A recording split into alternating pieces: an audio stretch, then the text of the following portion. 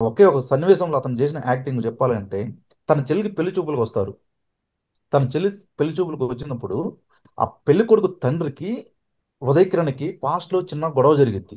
అది ఎవరి వల్ల జరిగిందో, ఎందుకు జరిగిందో గాని అతనికి తెలీదు. పెళ్లి కొడుకు తండ్రికి.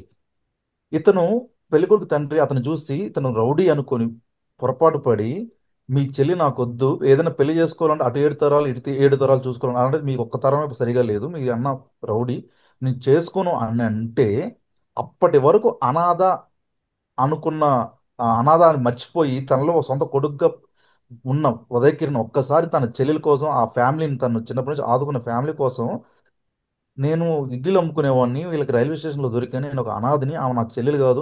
తనకి నాకు ఏ రక్త సంబంధం లేదు. నేను ఎళ్ళిపోతాను. వీళ్ళకి మాకు సంబంధం లేదు. నా చెల్లిని పెళ్లి చేసుకోండి. బంగారం మా చెల్లెలు అని చెప్పి తను తను ఆ విధంగా ప్రాధేయపడుతుంటే, ఆ పక్కన ఉన్న క్యారెక్టర్‌లు తన తండ్రి గాని, తల్లి గాని, చెల్లెలు గాని అసలు ఎట్లాంటి కఠినాత్ముడికైనా అలాంటి అలాంటి ఎమోషన్స్ మనం ఇంతవరకు చూసుండం. ఒక ఒక అనాథని తీసుకొచ్చి ఇంట్లో పెట్టుకొని, ఆ అనాథ మళ్ళీ తన చెల్లి కోసం తను త్యాగం చేసుకొని మళ్ళీ నేను బయటికెళ్ళిపోతాను అనాథలాగా, నన్ను మా చెల్లిని పెళ్లి చేసుకుంటా అన్నప్పుడు సెంటిమెంట్‌గా అనిపించింది నాకు. ఆ టైంలో చాలా బాగా డైరెక్టర్ గారు అసలు ఆ సీన్ ఆ పీక్స్ అనమాట. మొత్తం ఎంటైర్ సినిమా అక్కడ పీక్ రేటింగ్ నిజం చెప్పాలంటే. ఆ ఆ తర్వాత చంద్రమోహన్ గారి రెస్పాన్స్ చాలా బాగుంటది. నువ్వు ఎలాంటి వాడివైనా గానీ ఈడు నాకు సొంత కొడుకే. నువ్వు ఎక్కడికైనా వెళ్ళిపో. నేను నా కూతురు నీకు ఇవ్వను అని చెప్పేసిన తర్వాత వాళ్ళిద్దరూ నాన్న నేను తప్పు చేయలేదు నాన్న అని అన్నప్పుడు, నాకు తెలుసు నాన్న నువ్వు నువ్వు తప్పు చేయవని చెప్పిన తర్వాత అయిపోయిన తర్వాత ఇద్దరు కూర్చుంటారు. బార్కెళ్ళి కూర్చొని ఇద్దరు కూర్చొని మాడుకొని ఒక తాగిన తర్వాత మాట అంటాడు.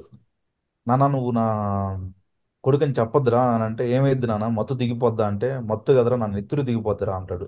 సో ఆ డైలాగ్తో ఆ కొడుక్కి తండ్రికి ఉన్న రిలేషన్షిప్ జనరల్గా సొంత కొడుకు తండ్రికి చూపిస్తుంటారు, కానీ ఒక అనాథం తీసుకొచ్చి పెట్టుకొని తనకి కొడుకు ఉన్న రిలేషన్షిప్ని ఇంత స్ట్రాంగ్ అని చెప్పి, అది ఎందుకు గుర్తుండిపోయిందంటే, జనరల్గా సొంత సొంత తండ్రి కొడుకులు అయితే అంత ఈ రెగ్యులర్ ఎమోషన్స్ ఉంటాయి.